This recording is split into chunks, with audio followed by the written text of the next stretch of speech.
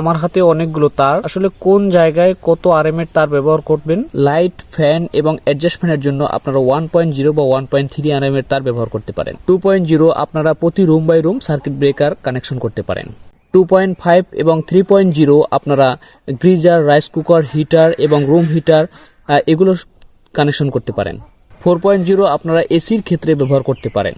6.0 আপনারা মিটার থেকে distribution box পর্যন্ত লাইন আনতে পারেন। 2.0 হলুদ তারটি দ্বারা আপনারা আইপিএস কানেকশন করতে পারেন।